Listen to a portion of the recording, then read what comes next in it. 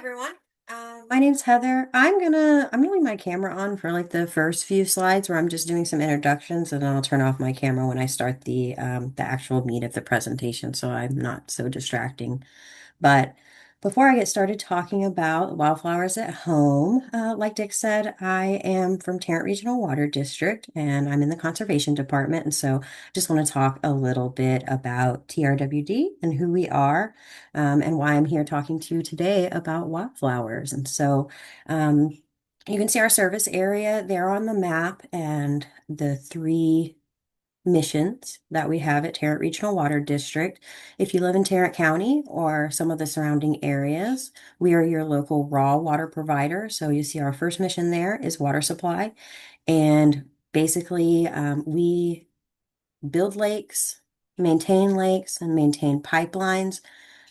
Those lakes are surface reservoirs where we hold, keep, capture water, and you can see that two of our lakes, Richland Chambers and Cedar Creek, are over there more East Texas. And so much of our water comes from there since we don't have enough water in the lakes that are immediately surrounding Tarrant County to supply everyone with water since the population is so high. And so those orange lines that you see on the map are giant pipelines that we use to pump water from those lakes there in East Texas back up to Tarrant County. And so that is raw, untreated water. And we pump that water to the cities in Tarrant County. They take it into their drinking water treatment plants, and then they treat it to drinking water standards, and they pump it out to all of our homes and businesses. Our second mission that you see there is flood control. So we also maintain levees along the Trinity River. We're constantly monitoring lake levels, opening dams when needed, maintaining flood zones, that type of thing. And then we also do recreation. So the Trinity Trail system in Fort Worth. There are also parks associated with the trailheads there along the Trinity Trail system. We also have parks associated with some of our lakes, such as Eagle Mountain Park, if you've ever been there. And then, of course, like regular recreational stuff that you would do on a lake, like boating and fishing and things like that. So that is who TRWD is.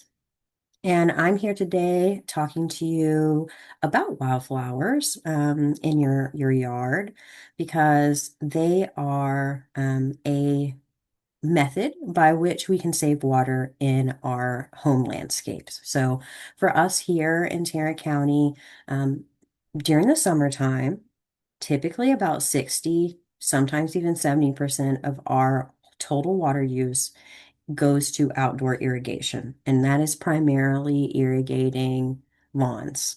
And so the reason why I'm here talking to you today about wildflowers at home is because I am encouraging planting more sustainable landscapes, more conservation, water saving landscapes, and more native landscapes. And so we're going to talk about how to convert maybe your whole yard or maybe just a portion of your yard into a native plant wildflower yard instead of our very high water use lawns that you typically see, which are for the most part St. Augustine in this area. But you can see there on the screen, conservation is a really important water supply strategy for us. You can see two of our websites, so savetarrantwater.com and waterisawesome.com. Those are our conservation websites where you can go to find so many awesome resources and some of the programs that we have. And you can see some there on the screen. We offer free sprinkler checkups if you live in Tarrant County, where we'll send a licensed irrigator out to your house. You can also sign up for free weekly watering advice that is custom to your location at waterisawesome.com. We've got events. We've got amazing videos there. We've got programs that we do all the time. If you aren't subscribed to our newsletter, please go to savetarrantwater.com and subscribe to it. It's just once a month, and sometimes we have really exclusive programs that we can only do, for a certain amount of people, and usually our newsletter subscribers are going to be the first people who that is offered to. So sign up for our newsletter if you haven't already. And I do just want to talk to you today about one special thing that is going on right now, and that is the Go and Grow Gardens. And so some of you might have heard of these before. These are provided by Rooted In, and these are basically fully made gardens all put together for you. They are all native plants. There's 24 plants in each one, and they cover approximately 100 to 125 square feet once they are mature. This spring, they're offering two different types of gardens. So there's the Monarch Magnet, which is like a nice monarch pollinator garden, and then there's the Pocket Prairie one. And for this presentation, the Pocket Prairie one is really perfect if you want something to get you started on your wildflower area, because that is going to be, just a perfect little starter, basically. They come with example designs, they come with a maintenance guide, but we are offering some really awesome rebates for those. And so the gardens are currently priced at $95, and you get the 24 plants for that $95. But we are offering them for absolutely free, a full rebate if you go on and apply through our application process and show us that you are removing 125 square foot of grass of your turf grass lawn to make way for that native plant garden, we will give it to you absolutely for free. If you don't want to do that, we're also offering $25 rebates for attending two of our online classes that are coming up in March. So you can click the little QR code there on the screen, or you can just go to savetarrantwater.com, and it's the very first thing that you will see on the page that you can click on, and it'll give you all the information about how to apply for the full rebate if you want, or how to sign up for the classes if you want the $25 rebate. And then there's also links to the Go and Grow Garden so you can look at, details and what plants are in there and all of that if you would like. All right, so that's all that I have to say in terms of introduction. So I'm going to go ahead and I'm going to turn off my camera and I'm going to get started talking about wildflowers.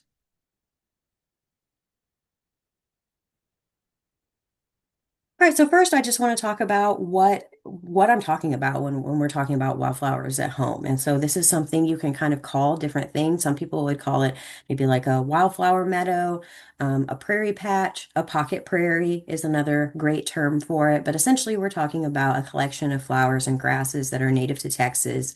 And typically, as opposed to your more, I guess, common traditional landscape where you would have like a plant and then it's, surrounded by mulch and it's maybe in like a nice straight line or like grouped by certain plants, that type of thing. Usually these are a little bit more naturalistic and mimic a little bit more our natural prairie ecosystem. So, if you live here in Tarrant County or much of the surrounding areas or a good portion of the United States, um, we are in a tall grass prairie ecosystem. And that is what our native ecosystem would have been, but unfortunately, only about 1% of those are left from what used to be here. And it's really unfortunate because these prairies provide us with so much in terms of their ecosystem functions that they are doing. So, they restore our groundwater. They're, of course, providing habitat and food for wildlife. They help to, suck up pollutants that we get in our urban areas. They are helping the flow of water in terms of like cleaning it and slowing it down before it gets in our local waterways, and so many other amazing things that unfortunately aren't are slowly dwindling over time because more and more of this is getting developed. And you can imagine if you're a developer and you have the option of developing a prairie, or an area with a bunch of trees, you're probably going to choose the prairie area because it's just easier to develop on. So a lot of our prairies have either been developed into, buildings, cities, that type of thing. Or also it has really fertile soil. And so a lot of it also has been turned into farmland or grazing land for cattle. And so that's why a very small portion of those native ecosystems are left. So that's what I'm talking about when we're talking about wildflowers at home. We're trying to mimic a little portion of those native prairies in our own yards. And so some of the benefits of maybe having like an at-home prairie, a pocket prairie, wildflowers at home, it's a low maintenance feature. So if you're looking for something, that is going to maybe replace a chunk of lawn, you don't have to water it as much. Obviously, you don't have to mow it as much. You don't have to, do fertilizing or herbicide or any of the things that a lot of times we typically do with lawns. So it's very low maintenance once it gets established. Very drought tolerant. Of course, we're talking about native plants, so they are happy to be hot and dry whenever our hot and dry season comes around, which you know it does. There are plenty of our traditional landscaping plants that, no matter how much you water them, when it's 105 degrees outside, they just can't handle it. But these are low water use on a general level and then can take those longer periods of drought as well. Can also help they can also help reduce some of that localized flooding that might happen in your neighborhood or in your yard. These plants are slowing down water, allowing it to infiltrate into our soils and can help it not be so crazy whenever we do get those downpours because you know that we have this boom and bust cycle where you have long periods of drought and then all of a sudden we get a really big rainstorm. Most of us have clay soils and those clay soils are really hard to rehydrate and these prairie plants can help with that process. You can see on the screen the root systems that it shows there. The tiny one that you see circled in red, that is the root system of your typical lawn grass. And you can see it's very short compared to these prairie plants. And so you can imagine that that's also why they are drought tolerant. They are pulling water from really far down in the soil column whenever it gets dry.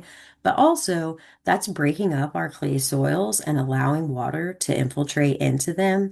It's also allowing for organic matter to get down in there because, of course, these roots will create roots and then die off, make new roots. And so we'll get more organic matter down in our soils and break up those clay soils a little bit. The large above ground vegetation is going to slow that runoff when we do have rain, and it's going to allow it a little bit more time to soak into our clay soils. In addition to some of those practical benefits of an at-home prairie or wildflowers at home, of course, you get beautiful flowers. Um, the flower, our Texas wildflowers are absolutely beautiful. We have so many of them. There's such a great diversity.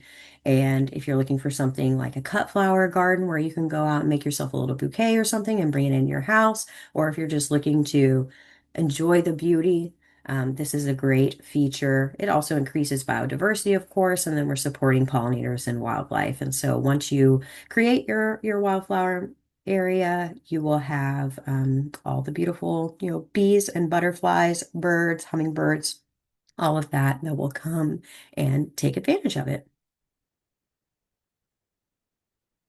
So I am going to talk about the steps of how you would go about establishing a wildflower area in your yard. Now, this could be a small portion, or like I said, you could maybe do your entire front yard or your backyard if you wanted to. I do want to preface this by saying that this is a process and it's not a fast process. Most of the time, when we are talking about wildflowers, we're typically talking about growing them from seed because many of them are annuals, and for the most part, annuals are going to be better grown from seed. Now, you might do a mixture, of planting and of seeding, and we'll talk about that later. But anytime that you are establishing this type of landscape, it's going to take time and it's going to take patience. So you just want to make sure that you're prepping yourself beforehand and you know that it's not going to be instant. It's going to change over time and it's going to grow over time. And the more time you put in to the beginning, of planning it and when the seeds are sprouting, maintaining it at the beginning, the better it's going to be in the long run and the less you're going to have to mess with it once it is established. So you can see our steps there. We're going to go through all of those different steps of how you might establish something like this in your home landscape. So first, you're going to choose your spot. Where do you want it to be? Typically, you want it to be an area that is going to be a lot of sun. Now, you can do a shady area. You're going to have to choose, of course, shade tolerant flowers. for the most part, like I said, it's a prairie ecosystem, right? And so we're talking full sun. And of course, for a plant, it takes energy to make flowers, and energy comes from the sun. So the more full sun you have, the more flowers you are going to have. So there are some plants that might be tolerant of the shade, but you're probably not going to get as large of blooms and things like that. In addition to that, if you're looking to attract things like bees and butterflies and stuff, they also typically prefer full sun as well. So you're probably going to want an area that has a lot of light. You're going to want to look at your soil. Is it rocky? Is it sandy? Is it clay? Like I said, most of us probably have clay soil, and that's fine. When you're planting native plants, typically native plants, they like our native soil. You know, some of us have the like caliche that has a lot of the limestone in it and everything. That's fine. That's what they have evolved with over the years, and they're okay with that. A lot of times with our native plants, you don't need to enrich the soil that much. Typically, they will enrich the soil once you get them growing. But when you're going forward planting seeds, sometimes you do maybe want to do a little bit of soil prep first. If you do have a sandy area, you just want to make sure that you are choosing the correct plants that are going to be okay with the sandier area. And you can buy seed mixes, for instance, that are specifically for sandy areas. And then you want to kind of want to see about your moisture.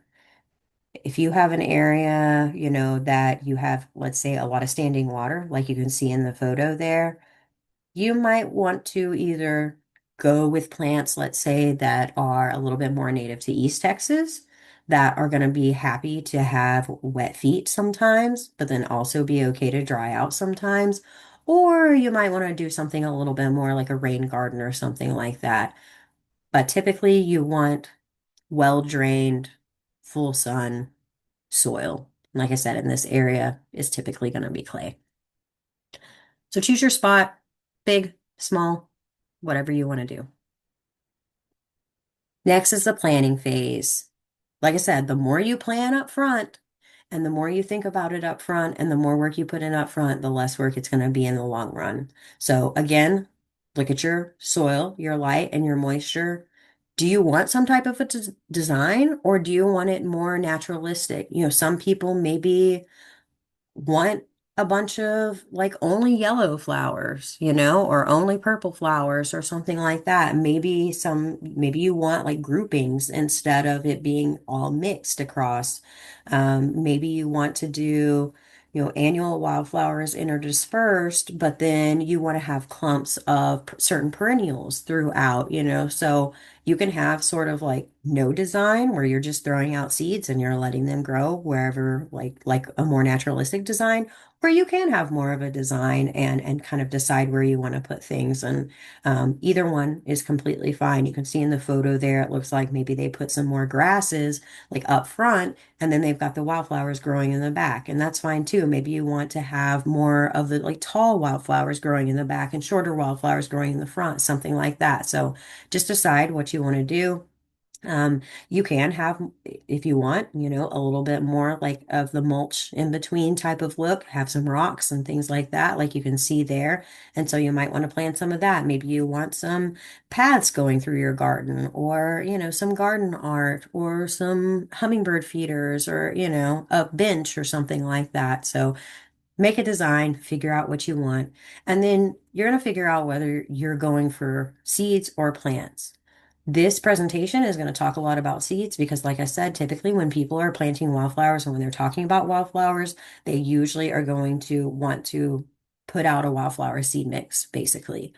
But like I said, seeds take time to sprout and they're going to take time to mature and to bloom. And so you might want a combination of those things. Maybe you want to plant perennial plants around and then in between them, seed some of those annuals.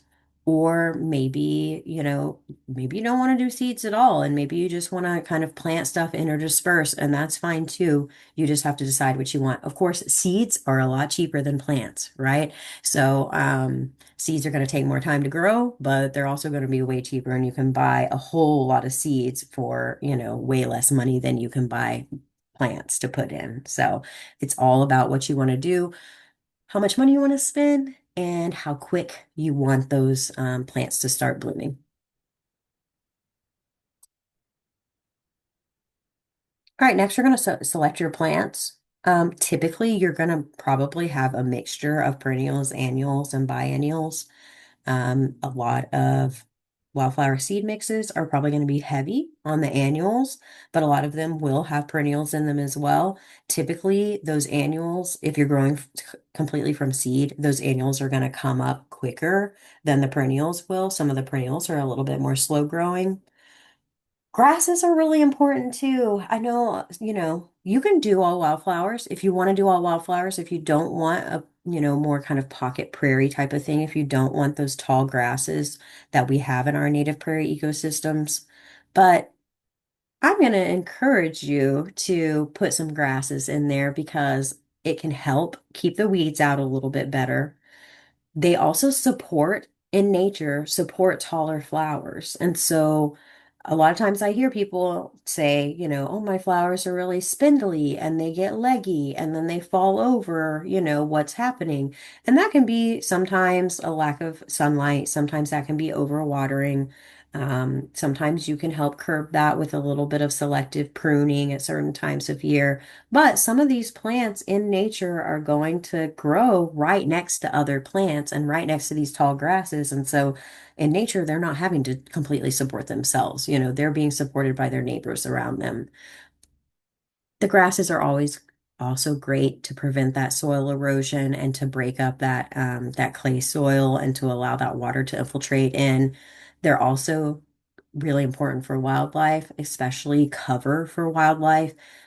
Since this is a prairie ecosystem, a lot of our native birds are not tree nesting birds. They are ground nesting birds. And having these large, tall, native clumping grasses is what they would like to build their nests in. In addition to that, it can add height. It can add texture to the look of your garden. And also, most of them are going to be blooming during the fall time. And so it really adds a nice look during the fall, and then you get some of that fall color when they start turning, orange during the fall.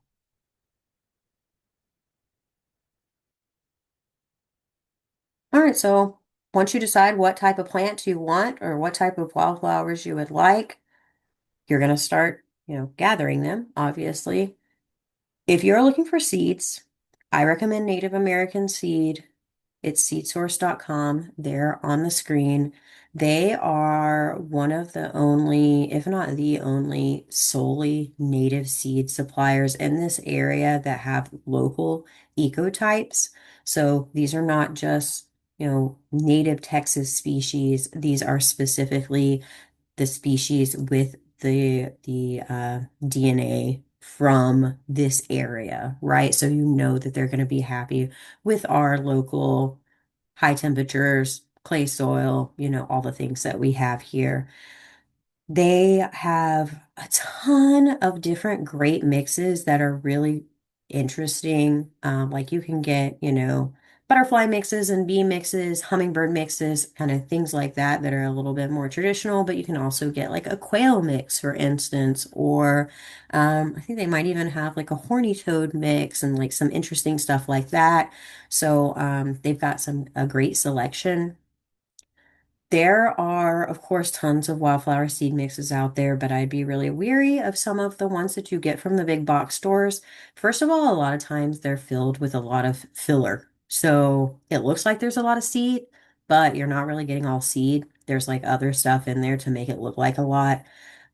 Also, sometimes they are putting stuff in there that is invasive in our area or just won't even grow in our area. So it's not necessarily going to be a native seed mix and might not, bring you those beautiful Texas wildflowers that you want to see.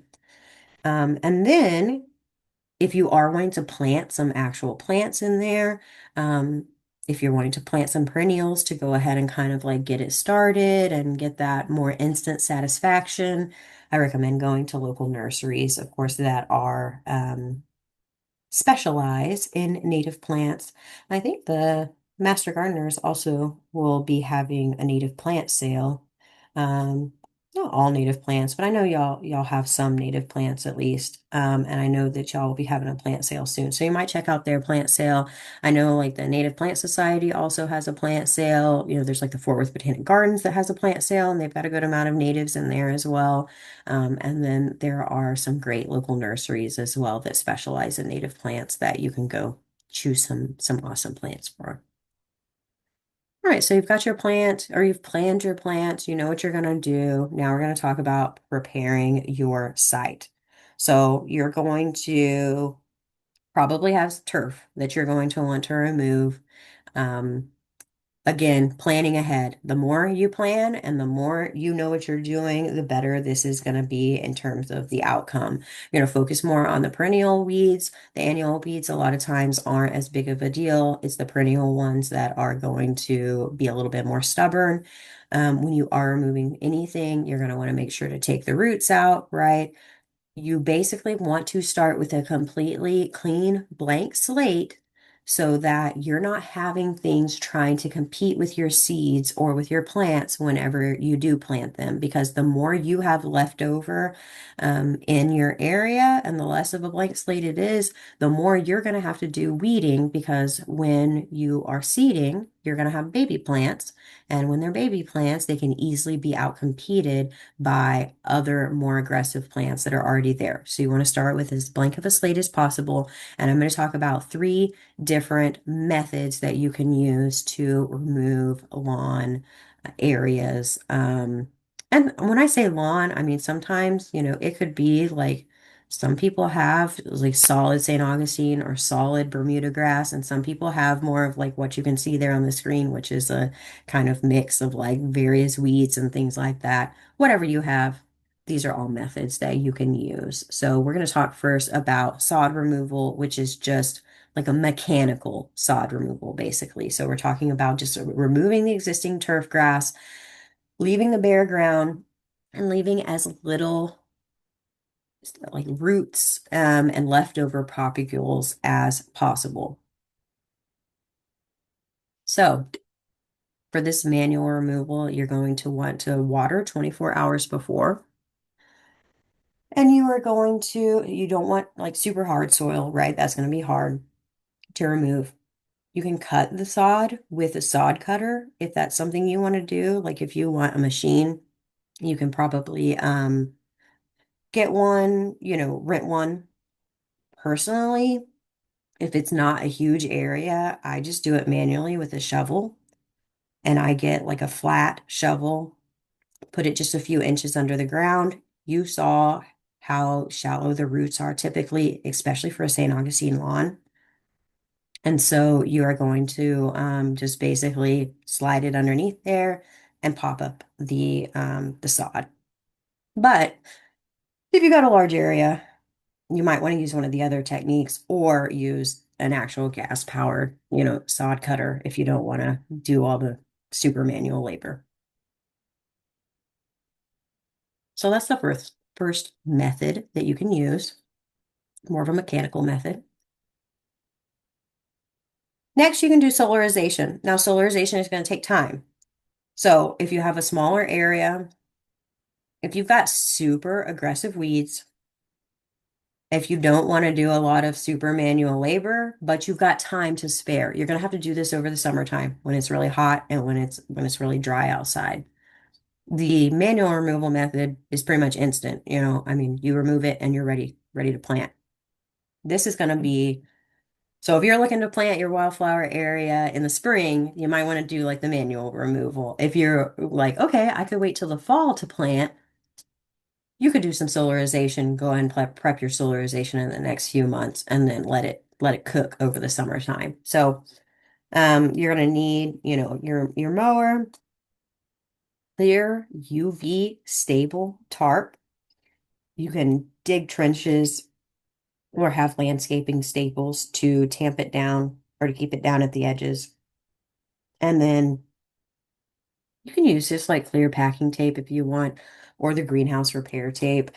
Sometimes it will get rips in it, and you're gonna, you know, wanna patch that up. But basically, what we're doing is like cooking off everything that's underneath, just baking it basically during the whole summertime and letting everything that's underneath that area die. So in late spring, you would go and you would mow it down pretty low, remove any type of objects or anything like that. You're going to go ahead and water it a little bit. You can dig a trench around the outside to like tuck the tarp into. It also helps to dig a trench because if you have like a more aggressive grass, like Bermuda grass, it's going to have a nice part where it's not going to start growing in from the sides. And if you do have Bermuda grass, this is probably going to be like solarization is probably going to be more successful for you. You can definitely still mechanically sod cut and remove Bermuda, but it's going to have slightly deeper roots and it's going to have a little bit more of like the runners and the propagules in there. And if you get any of those still in there, like it just spreads so easily. If you have St. Augustine, it's really easy to just cut that sod out and you're pretty much done. But solarization is a lot of times better for Bermuda grass because it's just so incredibly aggressive and you don't want any Bermuda in your native prairie because it's gonna outcompete stuff and it's gonna start taking over it, especially if you're seeding. So in early summer, once you've done your preparation and everything, water the site deeply. You do want it wet at first. You're gonna place your giant tarp over your whole area that you want to do. Bury the edges into your trench or use some landscaping staples to put on there. And you're going to leave the plastic on through the summer. Check for rips because it will get little rips in it. And you would just want to cover that with your clear packing tape. And you're just going to cook all of that in there like a giant, horrible oven throughout the entire summertime and kill everything that is underneath your little tarp area. Then, once the fall comes around, everything should be pretty much dead in there. You're going to remove your plastic, see if there's any remaining weeds, make sure that you hand pull any remaining weeds that are in there that somehow like got through or whatever, or maybe if there were some holes that you didn't see or something like that. And then as soon as you have your site clear, you're going to go ahead and plant your seeds. You don't want a lot of time to elapse between whatever clearing method you are doing and planting your seed mix. Lastly, I just want to talk briefly about herbicide application. This is, of course, using chemicals to remove weeds or using chemicals to kill grass. I don't recommend it unless you feel like it's completely necessary. It it's obviously not that great for the environment. It can also be dangerous for the people who are using it. If you do use it, make sure you are following all instructions, to the T, making sure that you are safe. And the only time I would say this is necessary is if you have maybe like a really large area that you can't do the other two methods on and you have Bermuda grass, or if you have Johnson grass, because Johnson grass is just so incredibly aggressive. Unfortunately, there's not much you can do about it except for apply herbicide.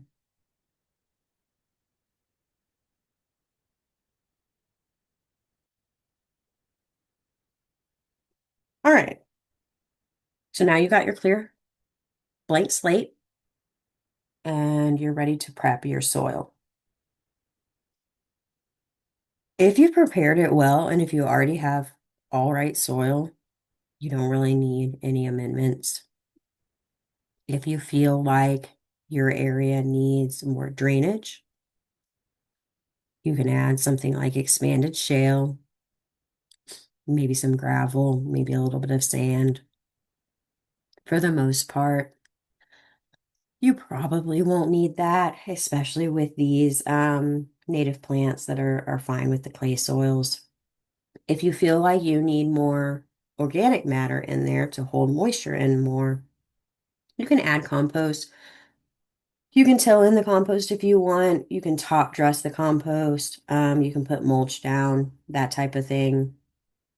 Till only if you feel like it's needed. Sometimes tilling causes more problems than it solves because you can create like a pan at the bottom where you've got this nice little layer of fluffy soil that you just tilled, but then everything underneath there is compacted. And then it makes it to where your roots only grow so deep because they hit that hard compaction and just basically don't grow any deeper. In addition to that, you could potentially unearth like seeds that are in the seed bank of the soil, or maybe some Bermuda propagules that are deep down in there or something like that, and make weeds grow that weren't potentially going to grow, previously. And I will also mention with the solarization, you don't necessarily have to do it with a tarp. You can do it with other methods. And one of those methods is mulch. So you could just put on a really deep, deep um, mound of mulch basically on the whole area. And that will cook everything underneath it as well and kill everything underneath it as well. And that can be also a method to add organic matter to your soil because that's going to start breaking down and adding organic matter. Some people also do it with cardboard. So you can put cardboard down, put layers of cardboard, water it down, and then like make sure that you're weighing it down somehow so that your cardboard doesn't like fly away or something like that. And that can be another way that you can kill everything that's underneath that during the summertime.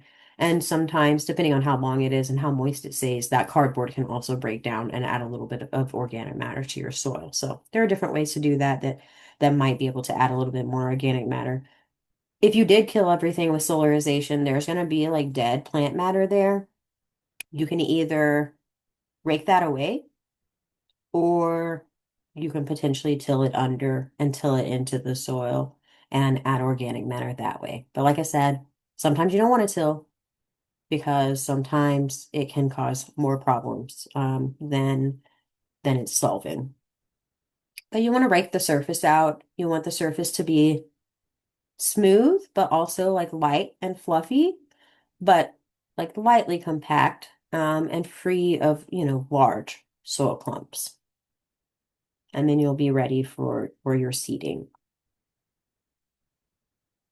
So when it's time to seed, my best tip is watch for the rain. You're going to want to seed in the spring or the fall. Now, if you are seeding in the spring, your first set of flowers are going to be in the fall because, of course, they need time to sprout and grow flowers. If you seed in the fall, then your first set of flowers are going to be the following spring after that. So just something to consider. Usually, if you get some type of wildflower mix, you're probably going to have both fall and spring blooming plants. If you're selecting your plants individually, I recommend making sure that you have things that are blooming in the fall, in the spring, and during the summertime as well.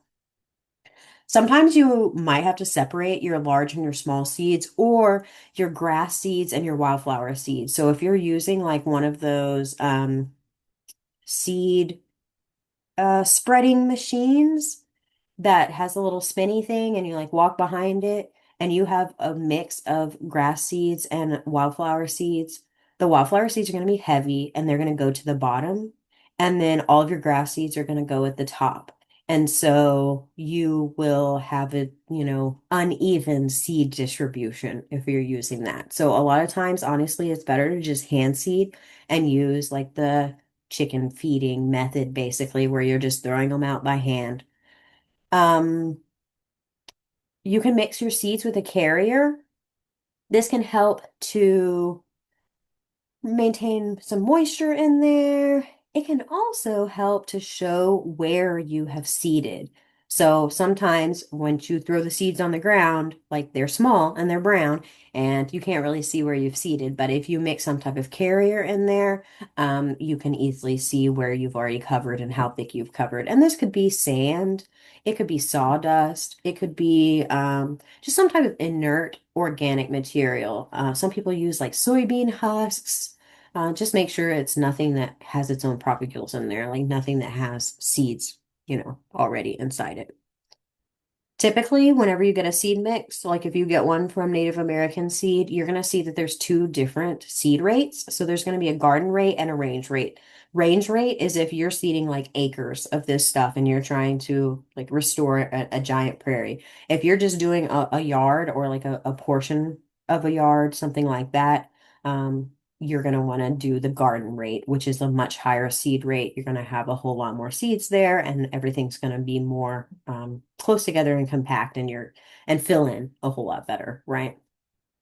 So you're going to put all your seed down and then you're going to press your seeds into the soil. You can see the person there, like with the little rolly thing. You can use that if you have access to that. You don't have to. You could use like a barrel or something if you've got a barrel and just like put some water in it and roll it around or something like that. Or you can just go and stomp it in with your feet, like, like a buffalo would in the prairie. So whatever you have access to, but you want to make sure that you have good contact between the seeds and the soil. And then, of course, you're going to water in very deeply. You don't want the water to start to pool. If you have the clay soils, they don't soak up water as quickly, right? So you're going to want to water a little bit, and then once you see water start to pool, let it be for a little bit, let that water soak in, come back and water more, but you're going to want to water it in very deeply the first time. So after you're done planting, keep it damp, not wet, but damp for 2 to 4 weeks after that. You want your seeds to sprout. Again, time it with the rain if you possibly can. You might not have to water it all if you time to our spring rains or our fall rains. You might just, get help from nature. If you don't, you're just going to have to use supplemental irrigation, sprinkle it, hand water it, whatever you want to do. But this is the point in time where it's very, very important to watch out for aggressive weeds. You can see some that are listed here. Bermuda grass, if you see any Bermuda grass growing, get it out of there as soon as possible because it will just spread and it will just take over the whole area and your poor seeds will never have a chance. Johnson grass, super bad. Most of us don't have that in suburban landscapes, but if you live in a more rural area, you might have something like that, or if you even just like live next to a giant field or something like that. And then King Ranch blue stem is another one. Sometimes it can kind of look similar to Bermuda grass, but it's going to um, do similar to Bermuda grass will and just be aggressive and take over. For that first month, or even for that first year, strong weeding. The more you weed stuff out now and get it while it's small, the less of a chance it has to take over, and the more chance you have of letting your what you want take over. So once those prairie plants and those native plants, once they get big and tall, they're going to outcompete other things, and you're not going to worry as much about weeds. But at the beginning, when they're babies, you really got to just make sure that you're getting those other weeds out of there. Ragweed is a common one. It's really not super bad because it will like eventually be outcompeted, but a lot of people don't really like ragweed, which makes sense. You've got your classics, the dandelion, the henbit, that type of thing.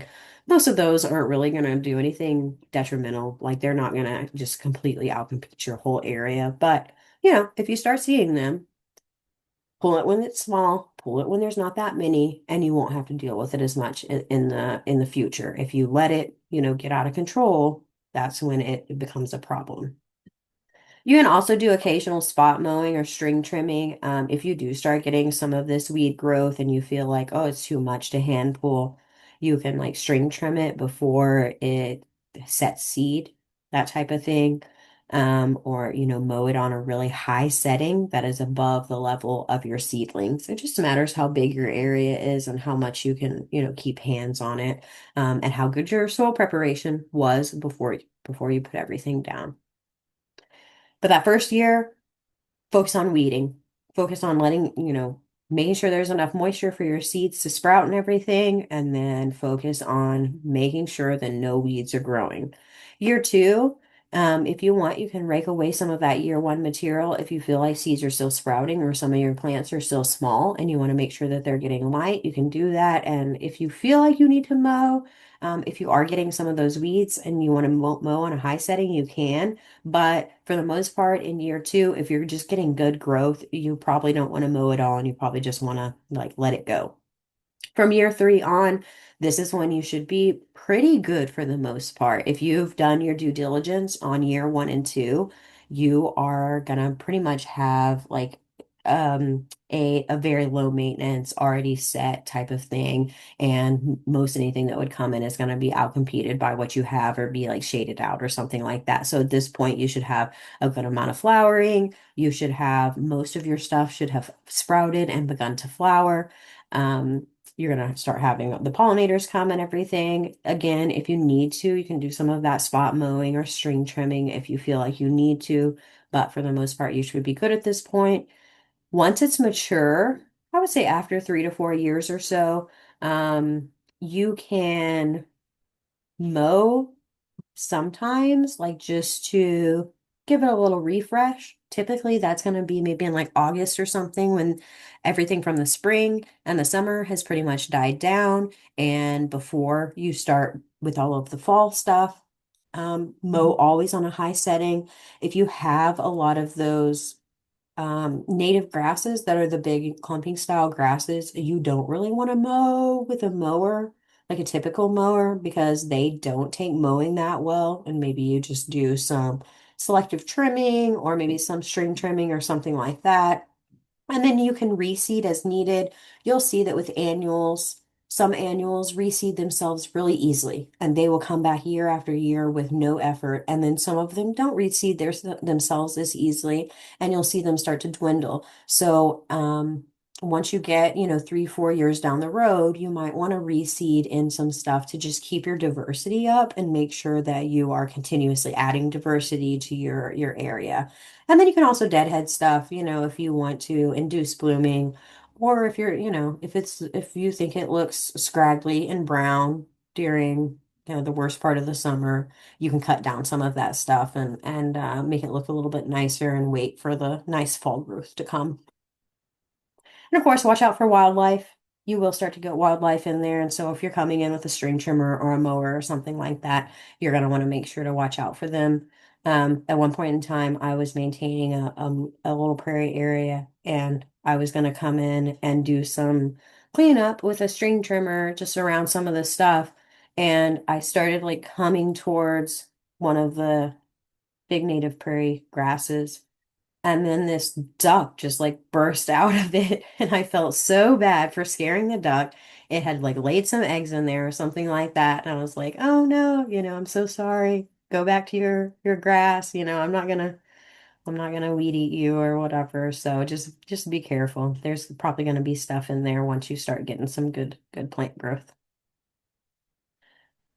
All right, and so now I'm just gonna end by talking about some of my favorite wildflowers. I mean, you could talk forever just on the amazing wildflowers that are out there that Texas has. But these are just a few of my favorites.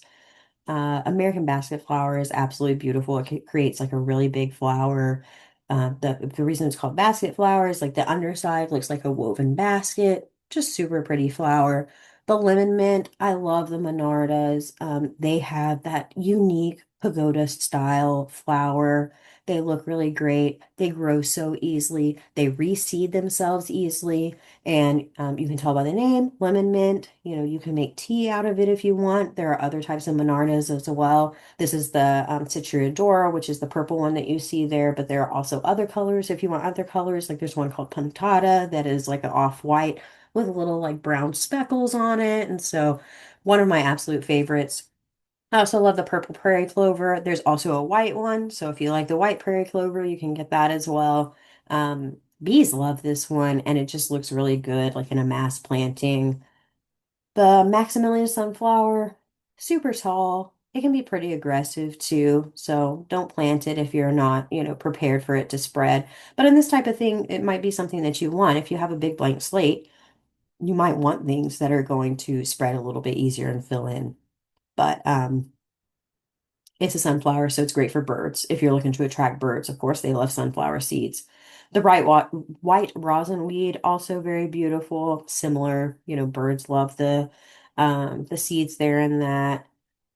Green thread is a good little small yellow flower. It's got really thin like leaves and stuff. That's why it's called green thread. The purple cone flower is a classic, of course. So echinacea, it's also a medicinal plant if you like that sort of thing. And there's some that are a little bit more, I would say, unique, but it's important to add some of those more unique things in that aren't necessarily like the classic, Texas wildflowers. So I like the eryngium there. It's spiky, it's purple, it looks cool. Also birds love the seeds in that one as well.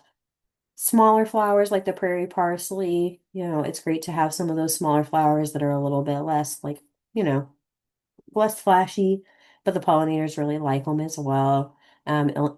Illinois bundle flower is a good one too. It has that nice firework type of flower look. Of course, we all know blue bonnets. It's a classic. You can put like your classic sunflowers in there as well. The Mexican hat, it is another great classic, so easy to grow.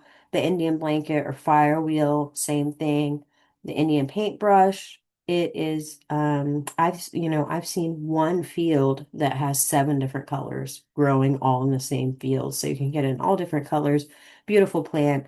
There's an annual one and a perennial one that you can get. So you can just kind of, choose which one you prefer, or maybe put both of them in there. Pensament is good. If you want something a little bit larger and more like perennial, mealy blue sage is definitely a good one. Partridge pea is another great one. It's in the pea family, so it's got, it's going to fix nitrogen in your soil. And that's a good one for the pollinators as well. And then again, like the prairie verbena, something that's a little bit smaller that the pollinators love, but maybe it is a little bit less flashy, but still just as important in our prairie ecosystem. And then of course, don't forget about the grasses. There are plenty of amazing grasses. Some of the larger tall grasses I recommend are like little blue stem, big blue stem, Indian grass. Those are definitely classics and those are going to look really good.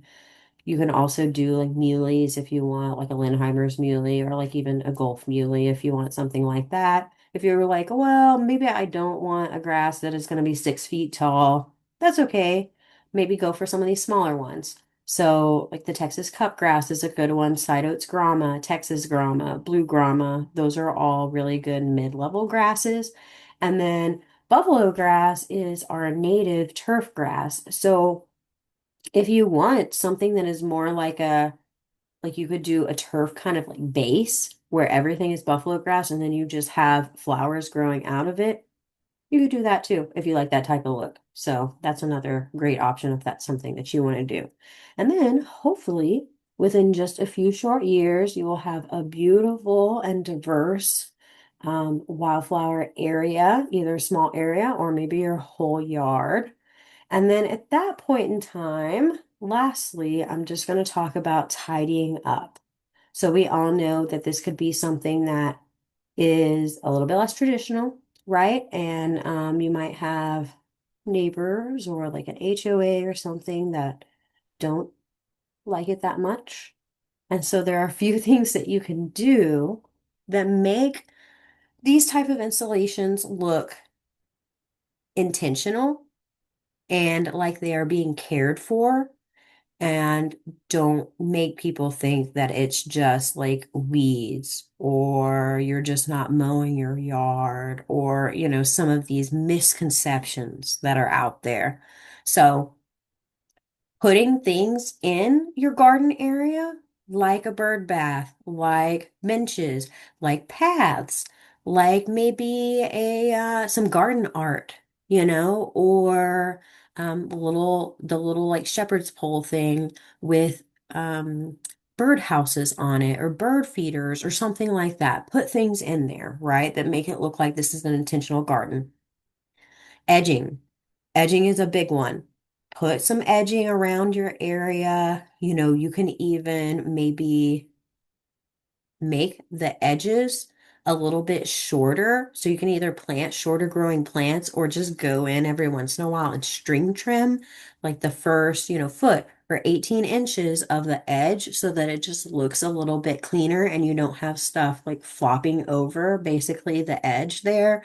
You can also do signs. So there are several different signs that you can get from different organizations, or you can make your own sign that says, like, this is a wildflower area, this is a native prairie area, this is a, pocket prairie or whatever you want to call it, to let people know that it's an intentional thing during the summertime when things get brown and when, they're doing their natural kind of switching between the seasons, right? From your spring and summer growing wildflowers, switching to the fall. Sometimes you get this lull around August or so where it's hot and it's dry and things get brown.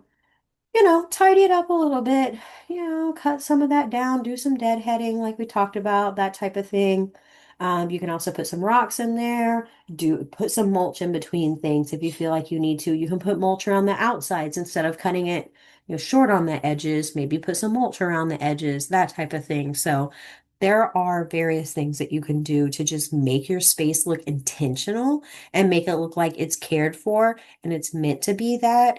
And not that it is, like I said, you're just not mowing your lawn or you've got weeds or whatever. You can also group your flowers a little bit more if you like that type of look, group like flowers together, and that can make things look a little bit less naturalistic and a little bit more intentional.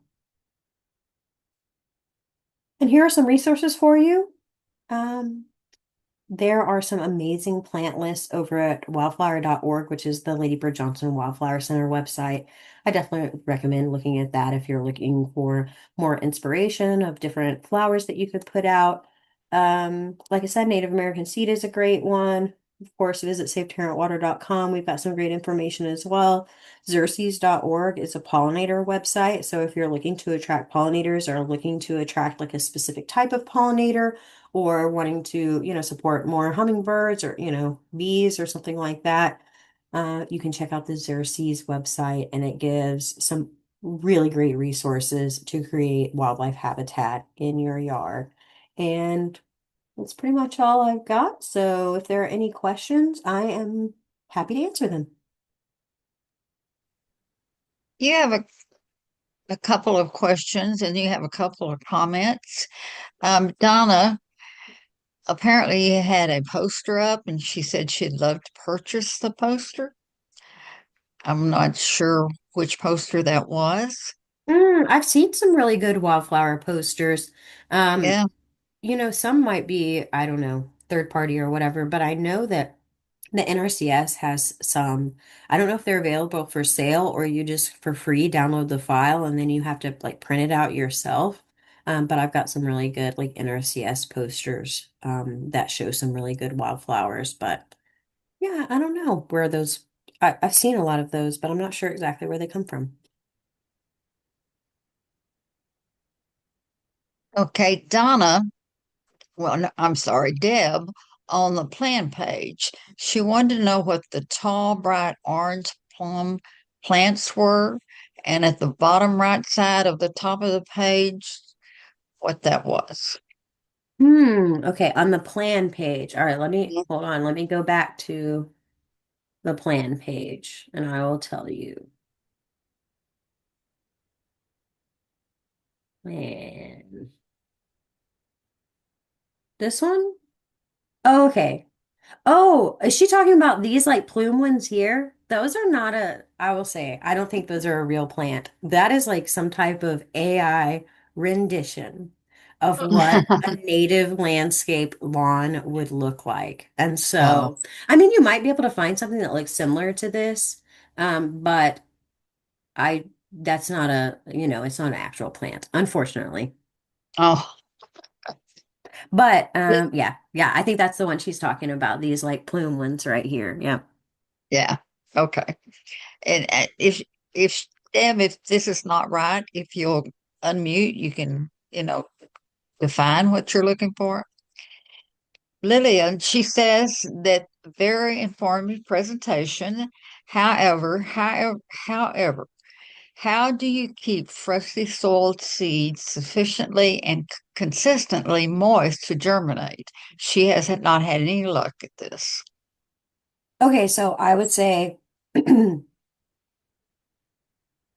monitor it very closely for the first 2 to 4 weeks. If, like I said, time it with rainfall if you possibly can. If you possibly can time it with a good soaking, that's going to really help a lot. But beyond that, you're really going to have to like every morning, go out and look at it and maybe run a little sprinkler, like a hose and sprinkler or something like that. Set it in the middle of the area, run it for 20 minutes or so before work, something like that.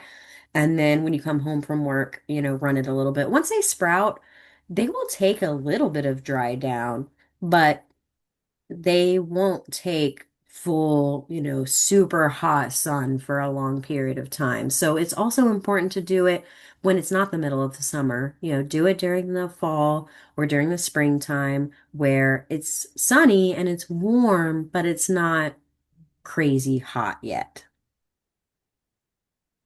Okay. An anonymous attendee was asking about neighbors that are used to green lawn monoculture or those that are objecting to the long process of establishing wildflowers. How do you deal with that?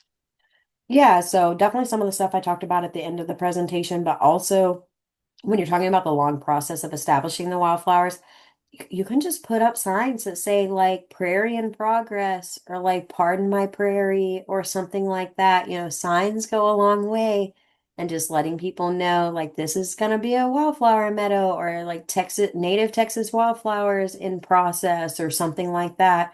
And then just like stay on top of it to make sure you're not doing exactly what they're afraid of, which is growing weeds, right? So just make sure that you are looking at it every day and while those are sprouting and making sure that you're not just letting it, get weedy, basically. But at that point, pretty much the most you can do is put some signs out if you're worried about people when it's establishing.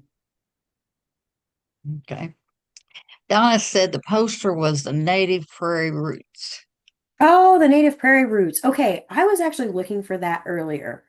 And I couldn't find the poster of it, but I can tell you who provided that image, and it's right here, and it's the Conservation Research Institute. And it is a research institute that is in the Midwest doing prairie research. And I was trying to look on their website to see if I could find it, but I was not able to find it, but maybe you could. And so I mean, I didn't look through the whole website. So I would reach out to them and see if you can find it as a poster maybe, or if they can just provide you with a really high quality image that they would give you, permission to print as your own poster. Okay. Next question. Do seedlings freeze? For the most part, no. So let's say you want to grow bluebonnets. We know the bluebonnets sprout or bloom really pretty much first thing in the season in the springtime.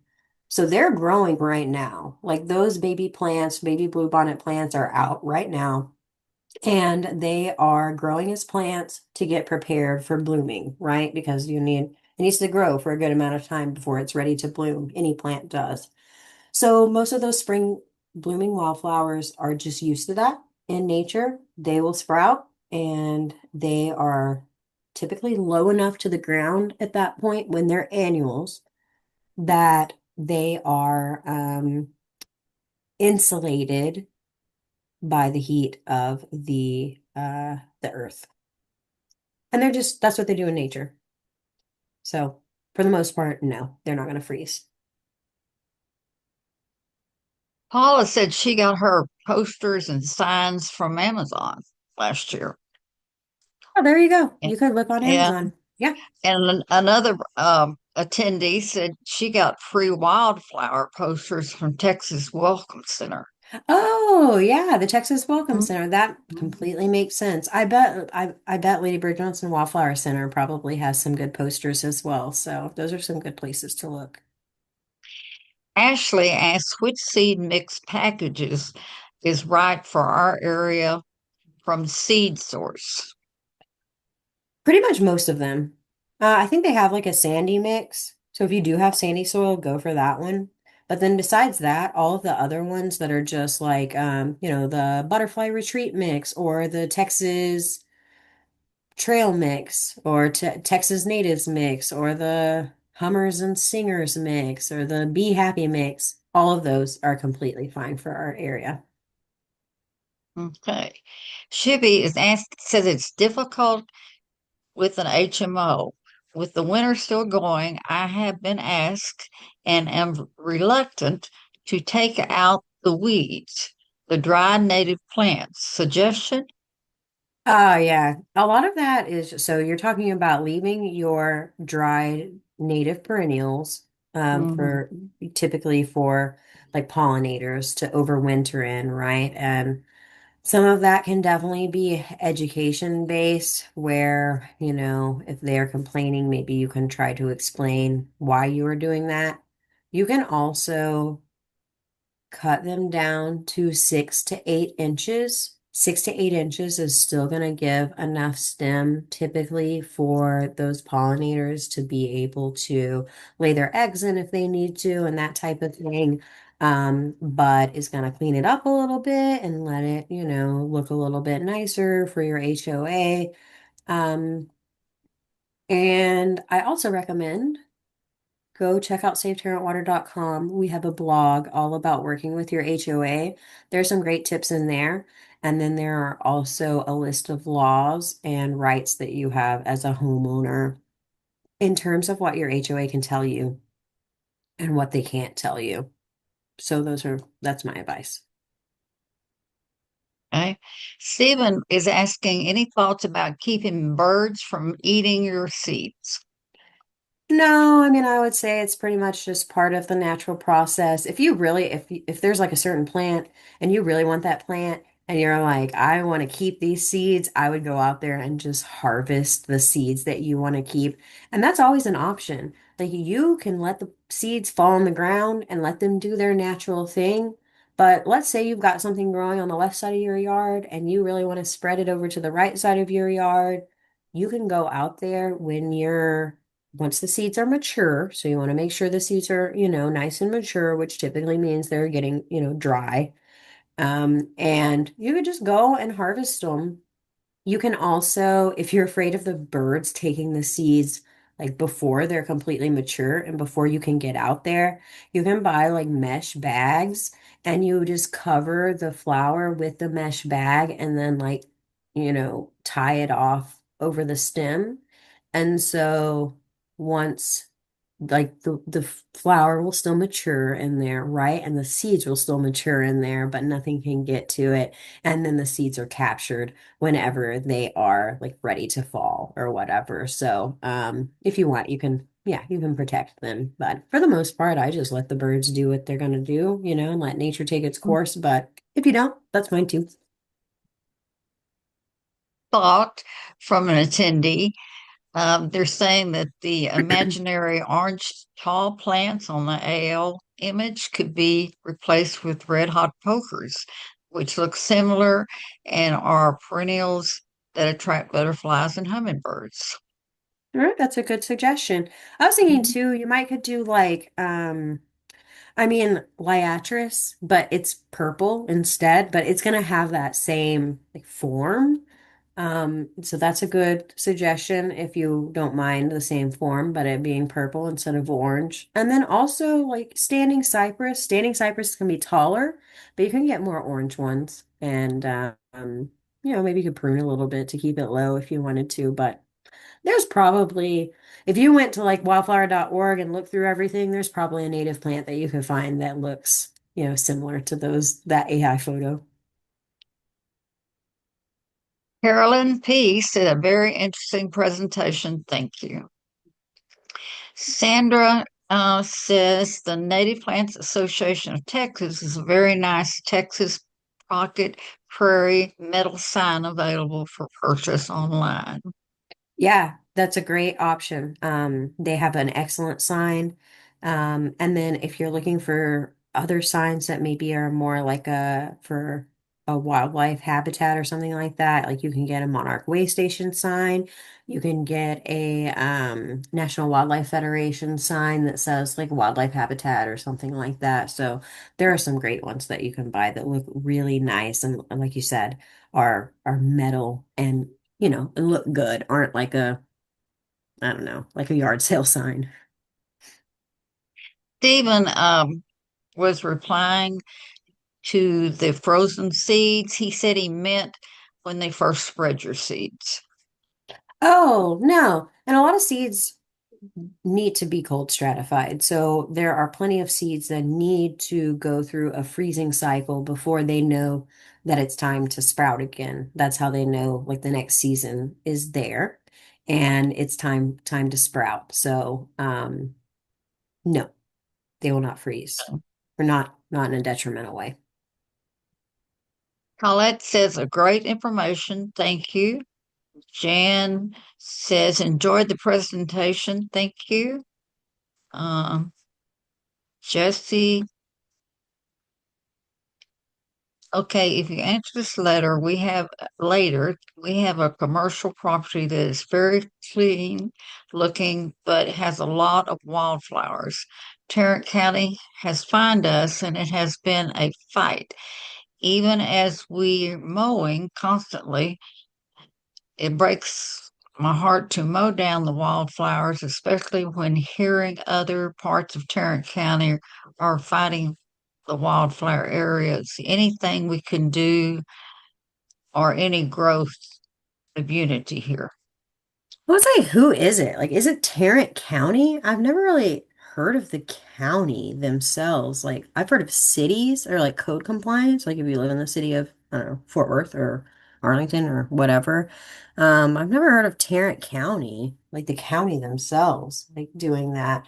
I would say, okay, for the most part, what they have are ordinances that say that you can't have weeds. So you need to fight them and tell them that they're not weeds, that they are intentional plantings and that they're meant to be there. And then again, maybe do some of that, like the tidying up stuff, that makes it look a little bit more intentional. Like I was talking about, I'll flip to the end here. Put some paths in there, maybe put some edging around at the edges, maybe mow it down, lower to the ground at the edge areas or things like that to try to maybe make it look like it's a little bit more intentional. Um, and yeah, it can be hard with the actual cities themselves, and some of them do better than others at, you know, um, working with you on it. But what I would say is try to find out what the actual like ordinance it is that they are saying that you are violating and see if you can dispute that. Okay. Sandy said, thank you for a very, very easy to follow and informative class. Sheila also thanks you from Bell County for this presentation, very informative. Let me look through here a little bit. Yeah. Thank you, And everyone who is saying thank you, and I'm glad you all liked the presentation. I'm hoping to see lots of great wildflower lawns out there. Great. Thank you. Have a good evening.